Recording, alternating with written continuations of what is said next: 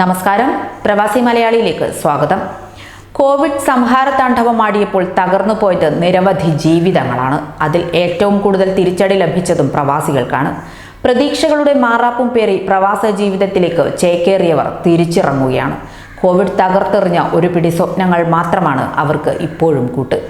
മനസ്സില്ലാ മനസ്സോടെയാണ് പലരും തങ്ങൾക്ക് അന്നം നൽകിയ മണ്ണിൽ നിന്നും തിരിച്ചു വരുന്നത്. വികാരനിർഭരമായാണ് അവർ UAEയോട് വിട പറഞ്ഞത്.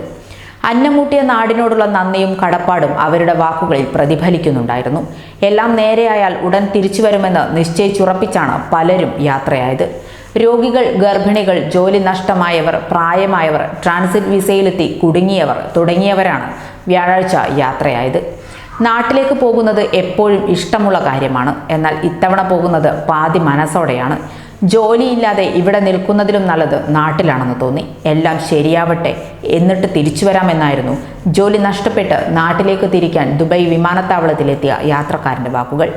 ഇതുതന്നെയാണ് നാട്ടിലേക്ക് മടങ്ങുന്ന ഭൂരിഭാഗം പേർക്കും പറയാനുള്ളത്. പ്രിയപ്പെട്ടവരെ ഇവിടെ വിട്ടിട്ട് നാട്ടിലേക്ക് പോകുന്നവരുടെ അവസ്ഥയും ഇതുതന്നെയാണ്.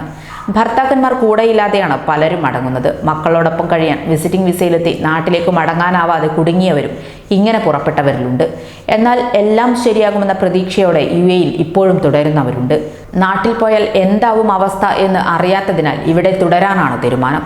ജീവിത പ്രാരാബ്ധങ്ങളാണ് പലരെയും പ്രവാസികളാകാൻ നിർബന്ധിതരാക്കിയത്. അതേ പ്രയാസങ്ങൾ തന്നെയാണ് ഏത് സാഹചര്യത്തിലും അവിടെ പിടിച്ചു നിൽക്കാൻ അവരെ പ്രേരിപ്പിക്കുന്നതും.